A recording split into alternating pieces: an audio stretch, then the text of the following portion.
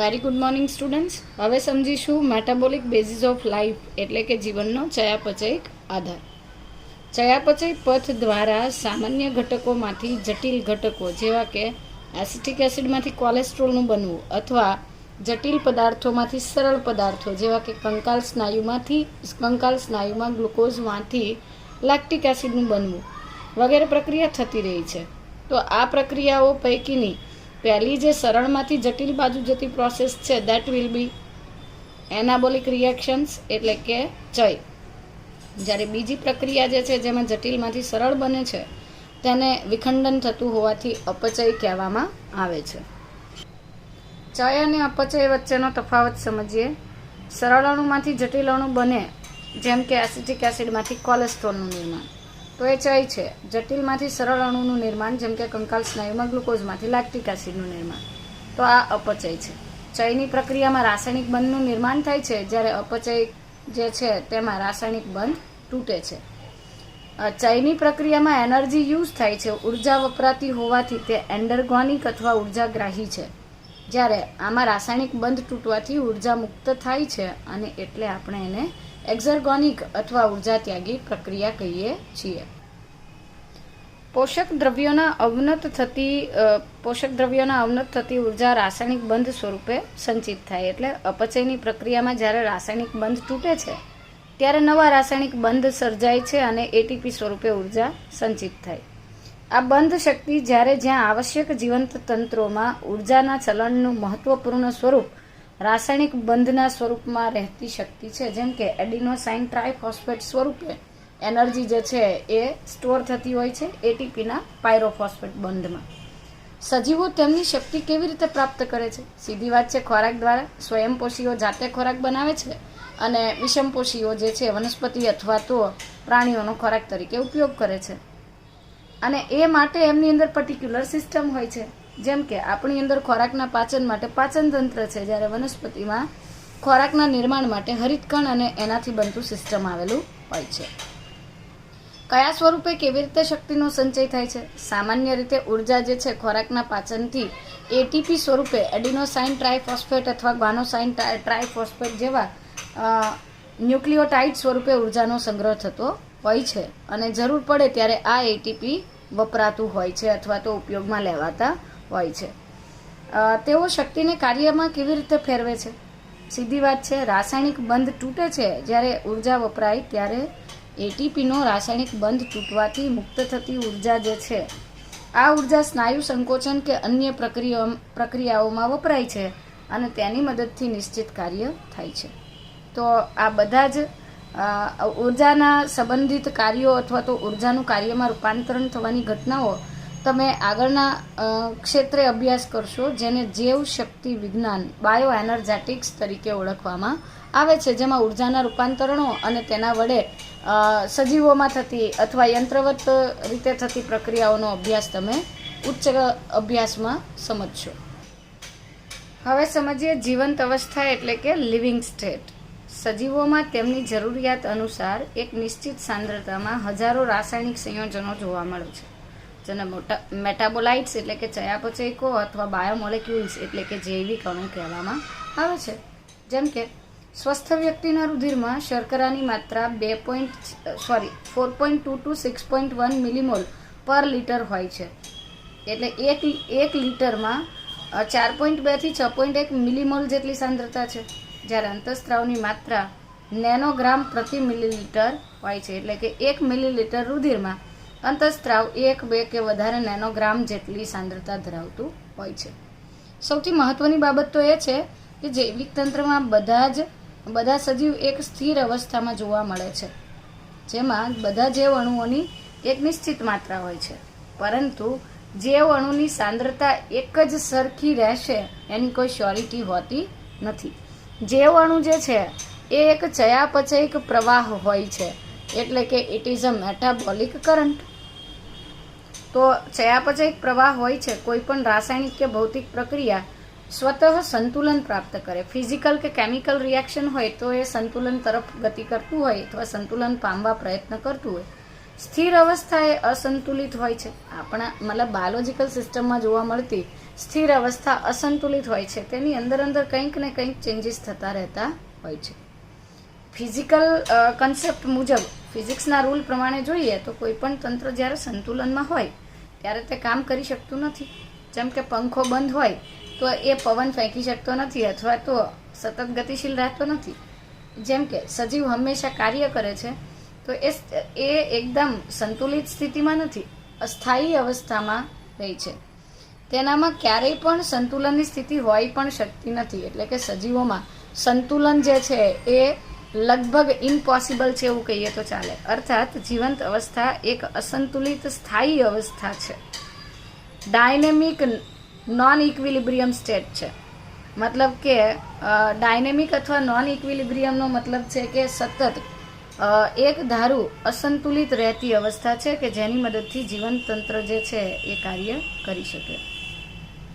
તો જૈવિક પ્રક્રિયા સતત એવો પ્રયત્ન કરે છે કે જેમાં સંતુલનથી બચી શકાય અને આવું રાખવા સજીવ તંત્રને સતત ગતિશીલ કે સતત કાર્યરત રાખવા માટે શક્તિની આવશ્યકતા રહેતી હોય છે. ચયાપચય એ એવી પ્રક્રિયા છે જેમાં શક્તિ પ્રાપ્ત થાય છે. એટલે કે જીવંત અવસ્થા કે ચયાપચય એકબીજાના પર્યાયવાચી હોય છે. ચયાપચય ચાલુ છે દેટ મીન્સ કે આપણે જીવંત છીએ. જ્યારે વ્યક્તિનું મૃત્યુ થાય છે ત્યારે તેના બોડીમાં ચયાપચય બંધ થઈ જાય છે. એટલે કે ચયાપચય વગર જીવંત અવસ્થા પ્રાપ્ત થઈ શકતી નથી.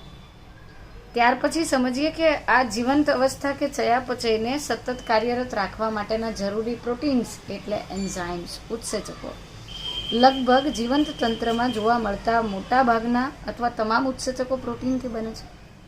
આમ છતાં કેટલાક ન્યુક્લિક એસિડ પણ ઉત્સેચકની જેમ જ વર્તે છે, જેને રિબોઝાઇમ્સ અથવા રાઇબોઝાઇમ્સ કહેવાય છે.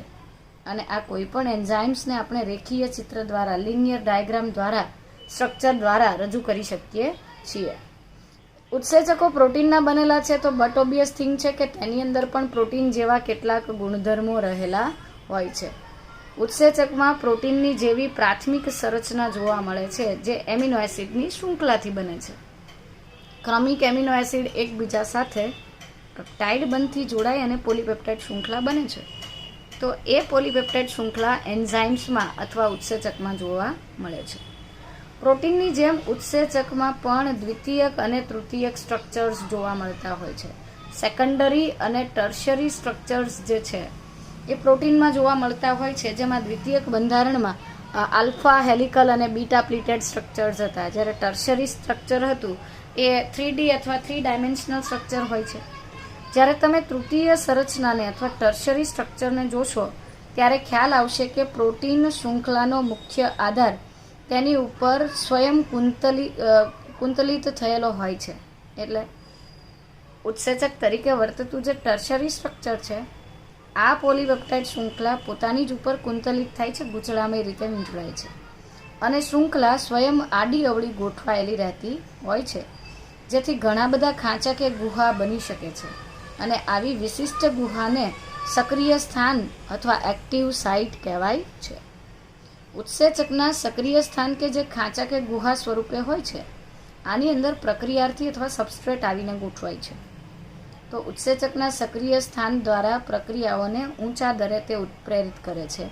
એટલે ઉત્સેચક જે છે એ પોતાના જે આવા સક્રિય સ્થાન છે એની મદદથી પ્રક્રિયાર્થી સાથે જોડાય છે અને પ્રક્રિયાનો વેગ જે છે એ ઝડપી બનાવે છે.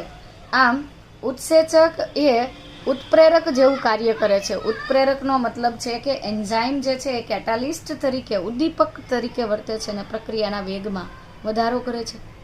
સામાન્ય રીતે કેમિસ્ટ્રીની રિએક્શન્સમાં તમે જે કેટાલિસ્ટ અથવા ઉદ્દીપકો જુઓ છો એ ઇનઓર્ગેનિક હોય છે, એટલે કે અકાર્બનિક કેટાલિસ્ટ હોય છે. તો આ અકાર્બનિક કેટાલિસ્ટ કરતાં ઓર્ગેનિક કેટાલિસ્ટ એટલે કે કાર્બનિક ઉદ્દીપક જે છે, ઉત્સેચક જે છે એ બહુ બધી બાબતે જુદો પડે છે. પરંતુ એક મહત્વનો ભેદ રજૂ કરવો જરૂરી છે કે અકાર્બનિક ઉત્પ્રેરક ઊંચા તાપમાન અને ઊંચા દબાણ પર કુશળતાપૂર્વક કાર્ય કરી શકે છે, જ્યારે કાર્બનિક ઉદ્દીપક અથવા તો જે ઉત્સેચક છે એ ઊંચું તાપમાન સહન કરી શકતો નથી. ઉત્સેચકો ઊંચા તાપમાને એટલે કે 40 ડિગ્રીથી વધારે ટેમ્પરેચર પર ક્ષતિગ્રસ્ત થઈ જાય છે, ડિજનરેટ થાય છે, ડિસ્ટ્રોય થાય છે. સામાન્ય રીતે ઊંચા તાપમાન જેમ કે ગરમ કુંડ કે સલ્ફરના ઝરણામાં જોવા મળતા સજીવોમાંથી મેળવવામાં આવતા ઉત્સેચકો ઊંચા તાપમાને સ્થિર હોય છે. તેમની ઉત્પ્રેરક શક્તિ 80થી 90 ડિગ્રી સેલ્સિયસ ટેમ્પરેચર સુધી સ્ટેબલ રહેતી હોય છે, એટલે કે તેમાં બહુ વધારે પરિવર્તન જોવા મળતું નથી.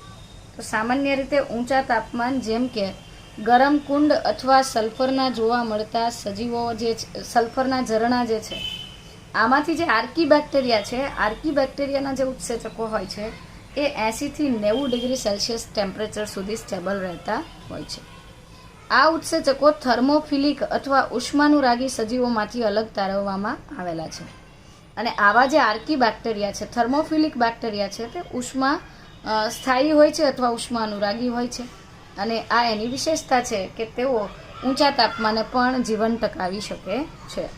તો આવા બેક્ટેરિયા જે છે તેમાંથી કેટલાક વિશેષ ઉત્સેચકો જુદા પાડી અને માનવ કલ્યાણ માટે તેનો ઉપયોગ કરવામાં આવે છે, જે તમે આગળ 12મા ધોરણમાં ભણશો. બાયોટેકનોલોજીની અંદર ટેક પોલિમરેઝ નામનો એક ઉત્સેચક છે, જે થર્મસ એક્વેટિકસ બેક્ટેરિયામાંથી અલગીકૃત થયો છે અને તેનો ઉપયોગ પોલિમરેઝ ચેઇન રિએક્શનથી ડીએનએની માત્રાનું બહુગુણન કરવા માટે વપરાતો હોય છે.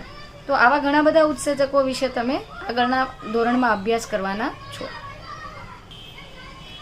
હવે સમજીએ કેમિકલ રિએક્શન્સ અથવા રાસાયણિક પ્રક્રિયાઓ. ઉત્સેચક શું છે તેના પહેલાં એ સમજી લેવું જરૂરી છે કે રાસાયણિક પ્રક્રિયા શું છે. કેમિકલ રિએક્શન્સ કોને કહેવાય? તો કેમિકલ રિએક્શન્સ જે છે એ સામાન્ય રીતે એવી પ્રક્રિયાઓ છે કે જે દરમિયાન રાસાયણિક પરિવર્તનો થતા હોય છે. તો કેમિકલ રિએક્શન કમ્પ્લીટ થતાં પહેલાં 2 પ્રકારના પરિવર્તન થશે, ફિઝિકલ અને કેમિકલ. તો ભૌતિક પરિવર્તન સમજીએ, ફિઝિકલ ચેન્જીસ વિશે વાત કરીએ કે આમાં બંધ તૂટ્યા વગર સંયોજનોનો આકાર જે છે અથવા શેપ જે છે તેમાં રૂપાંતરણ થતું હોય છે. અન્ય ભૌતિક પરિવર્તન અથવા પ્રક્રિયામાં દ્રવ્યની અવસ્થામાં પરિવર્તન થાય છે. એટલે બંધ તૂટ્યા વગર આકાર બદલાતો હોય. આનું એક્ઝામ્પલ આપણે એવું લઈ શકીએ કે કોઈક એવા પદાર્થો છે કે જે સામાન્ય રીતે તાપમાન વધવાથી પ્રવાહી સ્વરૂપમાં કન્વર્ટ થતા હોય તો તેનો આકાર બદલાય છે, જેમ કે આઈસ્ક્રીમ અથવા તો ડીપ ફ્રીઝ કરેલી ચોકલેટ્સ જે છે એ ચોક્કસ આકાર ધરાવતી હોય, ત્યાર પછી રૂમ ટેમ્પરેચર પર ધીરે ધીરે તે આકાર ગુમાવે છે.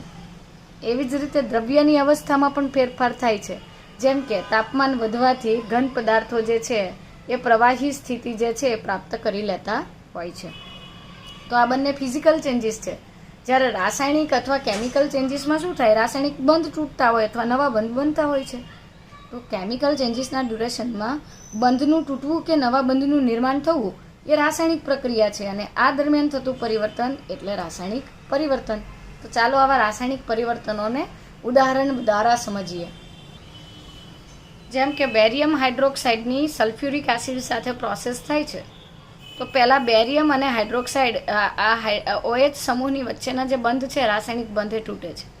સેમ વસ્તુ સલ્ફ્યુરિક એસિડમાંથી 2 હાઇડ્રોજન આયનો અને 1 સલ્ફેટ આયન રિલીઝ થાય છે.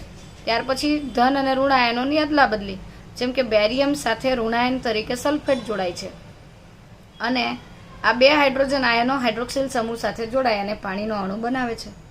તો આ એક અકાર્બનિક રાસાયણિક પ્રક્રિયા છે. એવી જ રીતે સ્ટાર્ચના જળ વિભાજનથી હાઇડ્રોલિસિસથી ગ્લુકોઝનું નિર્માણ થવું આ પણ એક રાસાયણિક પ્રક્રિયા છે. તો સ્ટાર્ચનું વિઘટન એ કાર્બનિક રાસાયણિક પ્રક્રિયા છે અને ભૌતિક કે રાસાયણિક પ્રક્રિયાનો દર ભૌતિક કે રાસાયણિક પ્રક્રિયાના દરનો સીધો સંબંધ એકમ સમયમાં બનતી નિપજ સાથે હોય છે. કેટલા સમયમાં કેટલી નિપજ બને છે એના બેઝ પરથી આપણે કહી શકતા હોઈએ કે કેટલી રાસાયણિક પ્રક્રિયા આગળ વધી છે. બરાબર છે? તો આ રાસાયણિક પ્રક્રિયાનો દર માપવાનું સૂત્ર છે rate equals to delta P upon delta T, એકમ સમયમાં પ્રાપ્ત થતી નિપજનો જથ્થો. અને જો આ પ્રક્રિયાનો દર નક્કી કરવાની સાથે જે તે પ્રક્રિયાની ડિરેક્શન અથવા દિશા જો ફિક્સ હોય તો આ દરને આપણે વેગ કહીએ છીએ, એટલે કે પ્રક્રિયાનો વેગ કહી શકાય, V કહી શકાય. ભૌતિક તેમજ રાસાયણિક પ્રક્રિયાનો દર અન્ય ઘટકો દ્વારા સાથે તાપમાન દ્વારા પણ પ્રભાવિત હોય, એટલે તાપમાન વડે અસર પામતું હોય. મોટાભાગની પ્રક્રિયા એવી હોય કે જેમાં તાપમાનનો વધારો થવાથી પ્રક્રિયાના વેગમાં વધારો થતો હોય. એક થંબ રૂલ પ્રમાણે, એક સર્વસ્વીકૃત નિયમ પ્રમાણે પ્રત્યેક 10 ડિગ્રી સેલ્સિયસ ટેમ્પરેચર વધવાથી કે ઘટવાથી પ્રક્રિયાનો દર ક્રમશઃ બમણો કે અડધો થઈ જતો હોય છે. ટેમ્પરેચર વધવાથી દર જે છે એ મોટાભાગે ડબલ થતો હોય અને ઘટવાથી મોટાભાગે પ્રોસેસ જે છે ઇટ સ્લોઝ ડાઉન, એટલે કે સ્લો થઈ જતી હોય છે. ઉદ્દીપ્ત અથવા કેટલાઇઝ્ડ રિએક્શન્સ જે છે એ અનકેટલાઇઝ્ડ રિએક્શન્સની સરખામણીમાં ઊંચા દરથી પૂરી થતી હોય. એટલે કે સ્પષ્ટપણે એવું કહેવા માંગે છે કે ઉત્પ્રેરકો અથવા ઉદ્દીપકો જે છે એ પ્રક્રિયાના દરમાં વધારો કરે છે, જ્યારે જે ઉદ્દીપન નથી પામતી અનઉત્પ્રેરિત ઉત્સેચક વડે જેનું કેટાલિસિસ નથી થયું એવી અનકેટલાઇઝ્ડ રિએક્શન્સ જે છે પ્રમાણમાં કેવી હોય છે? સ્લો હોય છે, ધીમી હોય છે. ત્યાર પછી જ્યારે કોઈ ઉત્સેચક દ્વારા થતી ઉત્પ્રેરિત પ્રક્રિયાનો દર અનુત્પ્રેરિત પ્રક્રિયા દ્વારા પૂર્ણ થનારી પ્રક્રિયાથી વધારે હોય છે. જેમ કે કાર્બન ડાયોક્સાઇડની પાણી સાથેની પ્રક્રિયા કાર્બનિક એનહાઇડ્રેઝની હાજરીમાં થાય છે. આ કાર્બનિક એનહાઇડ્રેઝ એક ઉત્સેચક છે અથવા એક ઉદ્દીપક છે એવું આપણે કહીશું. કાર્બનિક ઉદ્દીપક છે, ઉત્પ્રેરક છે. કાર્બોનિક એસિડ પ્રોડક્ટ છે.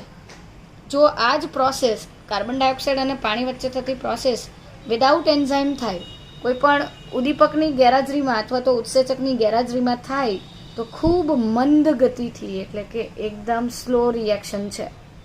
It is very slow, or we can say it is slowest, સૌથી ધીમી થતી છે.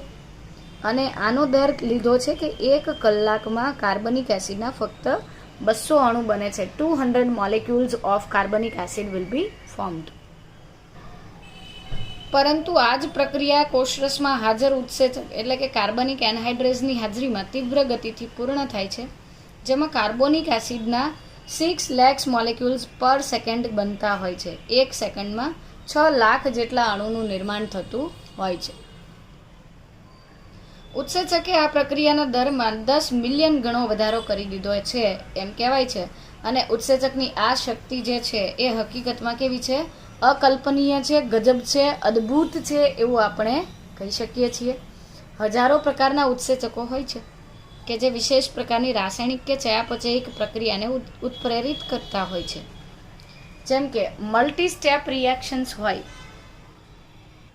જેવી કે ગ્લાયકોલિસિસ, બહુચરણીય રાસાયણિક પ્રક્રિયામાં જ્યાં પ્રત્યેક ચરણ એક જ જટિલ ઉત્સેચક સંકુલ દ્વારા અથવા જુદા જુદા પ્રકારના ઉત્સેચકોથી ઉત્પ્રેરિત થાય તો તેને મેટાબોલિક પાથવે કહેવાય છે, એટલે કે ચયાપચયનો પથ કહેવાય છે. જેમ કે ગ્લુકોઝમાંથી 6 કાર્બન ધરાવતા ગ્લુકોઝમાંથી 3 કાર્બન યુક્ત પાયરુવિક એસિડના 2 અણુનું સંશ્લેષણ થવાની ઘટના એટલે ગ્લાયકોલિસિસ. C6H12O6 પ્લસ O2, તો આમાંથી 2 C3H4O3 અને 2 H2O બને છે. આ જે મિકેનિઝમ છે એ ખરેખર કેવી છે? એક મેટાબોલિક પાથવે તરીકે વર્તે છે, મતલબ કે વારાફરતી સ્ટેપ બાય સ્ટેપ થતી રિએક્શન છે. ગ્લુકોઝમાંથી પાયરુવિક એસિડનું નિર્માણ થવું તે એક રાસાયણિક પથ દ્વારા થાય છે જેને ગ્લાયકોલિસિસ કહેવાય છે, જેમાં 10 જુદા જુદા પ્રકારના ઉત્સેચકો ચયાપચયની અલગ અલગ પ્રક્રિયાને ઉદ્દીપ્ત કરે છે, ઉત્પ્રેરિત કરે છે.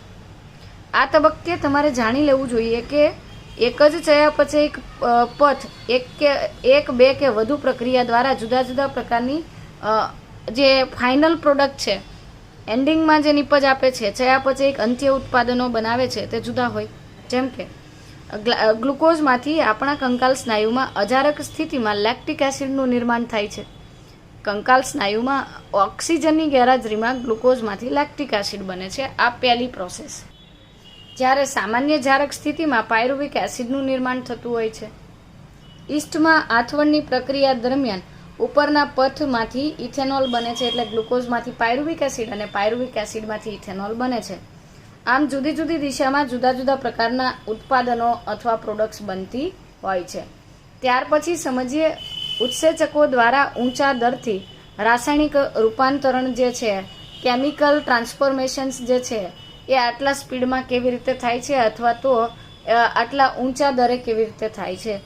How do the enzymes bring about such high rates of chemical conversions? એને સમજવા માટે પહેલા ઉત્સેચકનો વિસ્તૃત અભ્યાસ કરવો પડશે. ચાલો તો પહેલા સમજીએ કે સક્રિય સ્થાન વિશે તો તમને ઓલરેડી ખબર જ છે. સક્રિય સ્થાન અથવા એક્ટિવ સાઇટ શું છે? ટર્શરી સ્ટ્રક્ચર ધરાવતા પોલીપેપ્ટાઇડ શૃંખલાનું બહુ બધી વખત કુંતલાકાર ગોઠવણીના લીધે બનતું એક કેસ અથવા તો ખાડો છે, ક્રિવાઇસિસ છે અથવા ગર્ત છે એવું આપણે કહીએ. તો રાસાયણિક કે ચયાપચયિક રૂપાંતરણો એક પ્રક્રિયા હોય છે જેમાં જે રસાયણ નિપજમાં કન્વર્ટ થાય છે એને પ્રક્રિયક કહેવાય. એટલે પ્રક્રિયાને અંતે જે પદાર્થમાંથી આપણને પ્રોડક્ટ પ્રાપ્ત થતી હોય એ પદાર્થ જે છે તેને આપણે સબસ્ટ્રેટ અથવા પ્રક્રિયાર્થી તરીકે ઓળખીએ છીએ. જ્યારે ઉત્સેચકના એક સક્રિય સ્થાન સાથે એક ત્રિપરિમાણીય સ્ટ્રક્ચર એટલે કે 3 ડાયમેન્શનલ સ્ટ્રક્ચર ધરાવતું પ્રોટીન છે. તો પ્રક્રિયાર્થી અથવા પ્રક્રિયક શું હતું? એક એવો અણુ છે કે જે પ્રક્રિયાના અંતે નિપજમાં ફેરવાશે. જ્યારે ઉત્સેચક એક એવું પ્રોટીન છે કે જે ત્રિપરિમાણીય બંધારણ ધરાવે છે, જેના ઉપર કેટલાક ક્રિવાઇસિસ છે જેને આપણે સક્રિય સ્થાન અથવા તો એક્ટિવ સાઇટ કહીએ છીએ. તો સામાન્ય રીતે પ્રક્રિયા જે છે આ પ્રક્રિયાને અંતે સબસ્ટ્રેટ એટલે કે પ્રક્રિયક જે છે એ નિપજમાં કન્વર્ટ થતો હોય છે. પ્રક્રિયાર્થી એસ જે છે એ ઉત્સેચકના સ્થાન અથવા તિરાડ કે જે ખાંચો જે છે ગુહા સ્વરૂપે હોય છે, ક્રિવાઇસિસ અથવા તો જે ગર્ત બનતા હતા તેની સાથે તે જોડાય છે અને પ્રક્રિયાર્થી સક્રિય સ્થાન તરફ પ્રસરણ કરે છે. એટલે ઉત્સેચક અને પ્રક્રિયાર્થી બંનેને તમે એક જ કોષમાં કે એક જ માધ્યમમાં જો રાખો છો તો પ્રક્રિયાર્થી જે છે એ સામાન્ય રીતે ઉત્સેચક જે છે તેના સક્રિય સ્થાન અથવા ક્રિયાશીલ સ્થાન બાજુ ગતિ કરતો હોય છે.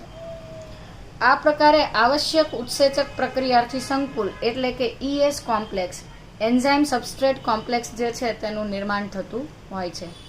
એન્ઝાઇમ જે છે જે છે એ ઉત્સેચકને રજૂ કરે છે. આ સંકુલનું નિર્માણ પણ એક ક્ષણિક ઘટના છે, એ સ્ટેબલ નથી હોતું. આ સંકુલ બન્યા પછી તરત જ જે પ્રક્રિયક છે અથવા પ્રક્રિયાર્થી છે આની અંદર જરૂરી ચેન્જીસ આવે છે અને મધ્યસ્થી અસ્થિર સંયોજન બનતા હોય છે.